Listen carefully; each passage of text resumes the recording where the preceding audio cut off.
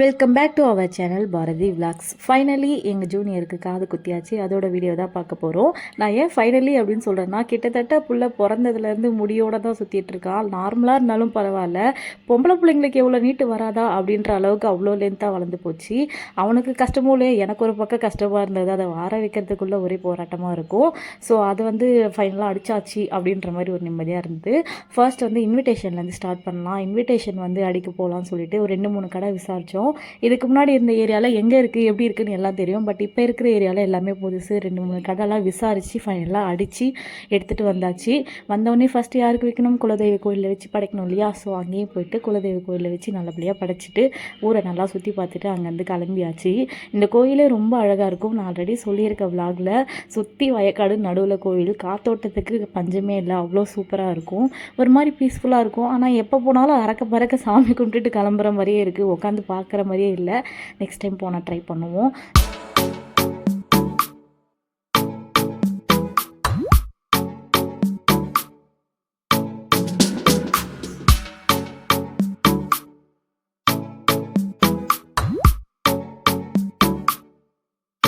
கோவில் வேலையெல்லாம் முடிச்சுட்டு அடுத்த வேலையை ஸ்டார்ட் பண்ணியாச்சு. வேறு என்ன, மெயினாக ட்ரெஸ் எடுக்கிறதா. நாங்கள் எங்கள் வீட்டுக்கு வச்சு கொடுக்குறதும், அதாவது அம்மா அப்பா வீட்டுக்கு வச்சு கொடுக்குறதும், அவங்க எங்களுக்கு வச்சு கொடுக்குறதுன்னு சொல்லிட்டு, அது போகாது நம்ம ட்ரெஸ் எடுக்கணும் இல்லையா, காது குத்தடிக்கு புதுசாக போட்டு சுற்றணும் இல்லையா. ஸோ அதுக்கு எடுக்கணும்னு சொல்லிட்டு மாற்றி மாற்றி சுற்றிட்டு இருந்தோம். ஒவ்வொருத்தருக்கும் ஒரு கடை சொல்லியாச்சு. எனக்கு இங்கே தான் வேணும், அவங்களுக்கு அங்கே தான் வேணும்னு சொல்லிட்டு. ஸோ கடையாக சுற்றுறதுக்கு தான் கரெக்டாக இருந்தது. ஒரு கடையாக போனேன். எல்லாருக்கும் செட் ஆகிடுச்சு. லாஸ்ட்டில் வழக்கம் போல் எனக்கு தான் செட் ஆகலை. எப்பயுமே ஃபஸ்ட்டு செட் ஆகிற எனக்கு இந்த வாட்டி செட் ஆகாத மாதிரி ஒரு ஃபீல் ஆச்சு. சரி ட்ரெண்ட்ஸில் போகலான்னா அங்கேயும் நல்லா இல்லை. அதுவும் இந்த கடையில் சுத்தமாக ரெஸ்பான்ஸும் ஒழுங்கா இல்லை, போங்கடா அப்படின்ட்டு வந்தாச்சு. அடுத்ததாக சரவணா ஸ்டோர் போனவொடனே எனர்ஜி ஏற்றதுக்கு ஒரு டோனட்டையும் போட்டுட்டு உள்ளே போயாச்சு. அங்கேருந்து இவ்வளோ தூரம் வந்ததில் ஒரு 1 லட்சம் புடவை தாண்டி புடவை நல்லா இல்லைன்ற. இப்போ நீ நான் சொன்னால் இந்த புடவைலாம் எடுத்துருவேன்.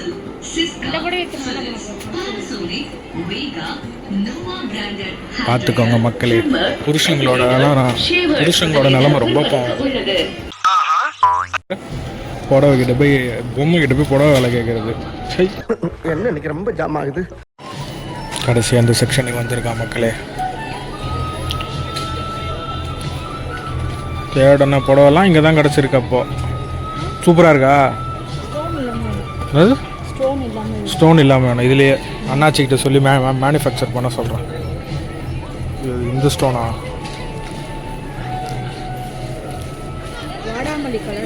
வாடாமல்லி கலரில் வேணுமா? இதில் தான் வாடாமல்லி கலரை கண்டுபிடிக்க போகிறீங்க. என்ன வேலைக்கு சேர்ந்துட்டியா மேடம்? இது எவ்வளோ மேடம்? வேலைக்கு சேர்ந்துட்டியா?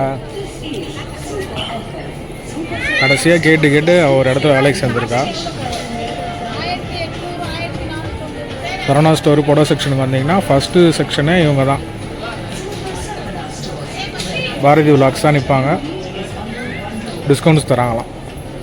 இவன் வேற என்னை ரொம்ப டார்ச்சர் பண்ணுறான்டா.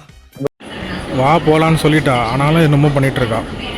இதோ வர எவ்வளோ புலம்புறாரு அந்த மனுஷன் கூட ஜோடியாக போடணுன்னு தானே நான் எவ்வளோ அலையிறேன்றது தெரியாமல் போச்சே அப்படின்ற ஃபீலிங் கூட தான் இந்த வீடியோவை பேசிகிட்டு இருக்கேன். அதாவது நான் ஒன்று மைண்டில் செட் பண்ணியிருந்தேன். நான் எப்பயுமே சொல்லுவேன், ஜென்ஸுக்கு நீங்கள் முதல்ல ட்ரெஸ் எடுத்துருங்க, அப்புறமா நான் எடுத்துக்கிறேன், எங்களுக்கு கலர் ஆப்ஷன் நிறைய இருக்குன்ட்டு. அது மாதிரி தான் இந்த வாட்டி அவங்க 2 பேருக்கு எடுத்தாச்சு. செட் ஆகிடுச்சு கலர் மேட்சா.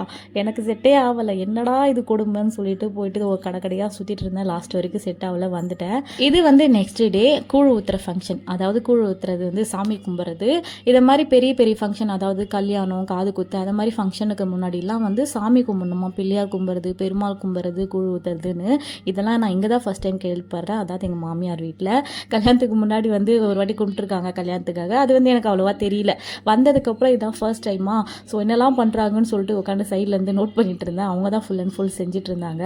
நம்ம சாமி கும்பிட்ற வேலையை மட்டும் பார்க்கலான்னு, நாங்கள் கும்பிட்றது போதாதுன்னு எங்கள் புள்ள விழுந்து கும்பிட்டு இருந்தார். 3 நாள் சாமியும் நல்லபடியாக நல்லபடியாக கும்பிட்டு முடிச்சாச்சு. இந்த கூழ் ஊற்றுறது வீட்டில் மட்டும் கும்பிடாமல் இதை மாதிரி பால்கனியில் வச்சு கும்பிட்டுட்டு அந்த பால்கனி வச்சு கும்பிட்டதை வந்து வெளியே 4 பேருக்கு கொடுக்கணுமா, அது வந்து ஒரு மாதிரியாக. ஸோ அதை பண்ணலான்னு சொல்லிட்டு வெளியே போய் கடையை போட்டாச்சு. உட்காந்து 4-5 பேரை கூப்பிட்டு அவங்களுக்குலாம் கூழை ஊற்றி கொடுத்துட்டு நல்லபடியாக சாமியை கும்பிட்டு முடிச்சாச்சு அன்னைக்கு.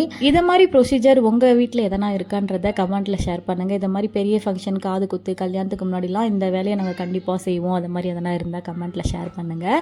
அதை முடிச்சுட்டு அகைன் அடுத்த நாள் சேம் கடைக்கே போயிட்டு சாமிக்கான துணி இந்த வாட்டி ஃபுல் அண்ட் ஃபுல் எல்லா சாமிக்கும் ட்ரெஸ் எடுக்கணும்னு சொல்லி ஒரு லிஸ்ட்டே கொடுத்துட்டாங்க. ஸோ அந்த லிஸ்ட்டை எடுத்துகிட்டு போயிட்டு எல்லா சாமிக்கும் ட்ரெஸ்ஸும் எடுத்துகிட்டு கோவிலுக்கு கிளம்பியாச்சு. Finally the day is coming. காது குத்து. மேக்கப் போட்டு போனால் எப்படி வேலைக்கு ஆகாதுன்னு சாரியை மட்டும் கட்டிட்டு கிளம்பிட்டேன். அண்ட் இந்த சாரீ எப்படி இருக்குன்றத கமெண்ட்டில் ஷேர் பண்ணுங்கள். இந்த சாரீ என்னோட ஓன் பொட்டிக்லேருந்து எடுத்தது.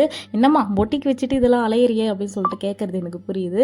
வேறு ஒன்றும் இல்லைங்க. மெயினாக வந்து நான் ஒன்று டிசைன், அதாவது சொன்னேன்ல ஆல்ரெடி, நான் ஒரு கலர் சூஸ் பண்ணி வச்சுருந்தேன். அந்த கலரில் எனக்கு கிடைக்கவும் செஞ்சது.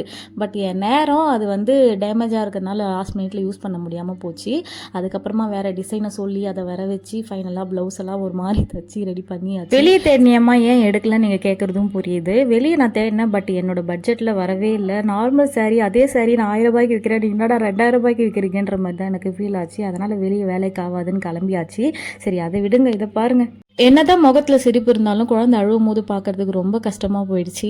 இதை மாதிரி அழக்கூடாது, வலிக்கக்கூடாதுன்னு தான் முன்னாடியே இந்த நம்ஜெல்லாம் வாங்கி நாங்கள் தடவி விட்டுருந்தோம். நாங்கள் வாங்கின பிராண்டு சரியில்லையா இல்லை என்ன ப்ராப்ளம்னு தெரியல, செம்மையாக வலிச்சிருக்கு போல், பயங்கர கத்துப்புள்ள. இது போதாது நான் அந்த ஜெல்லு வேறு வழுக்குதுன்னு சொல்லிட்டு ரொம்ப நேரமாக போராடி ஒரு மாதிரி ஆக்கிட்டாங்க குழந்தைய. அதுக்கப்புறம் நான் தான் போட்டு காதில் திருவிட்டு இருந்தேன் அந்த திருகாணியெல்லாம். ரொம்ப கஷ்டமாக போயிடுச்சு. என்ன இருந்தாலும் இந்த இது வந்து நம்ம எல்லோரும் ஃபேஸ் பண்ணி தான் ஆகணும் அப்படின்ற மாதிரி தான் இருந்தது. சரி நல்லபடியாக மொட்டை அடித்து காது குத்தியாச்சுடான்ற ஒரு நிம்மதியோட அன்றைக்கி ஃபங்க்ஷன்லாம் நல்லபடியாக முடிச்சாச்சு. அதுக்கப்புறம் வீடியோ எடுக்க முடியல, மன்னிச்சிக்கோங்க. அவ்வளோதான், இந்த வீடியோதோட முடியுது. இன்னொரு இன்ட்ரெஸ்டிங்கான வீடியோவில் சந்திப்போம்.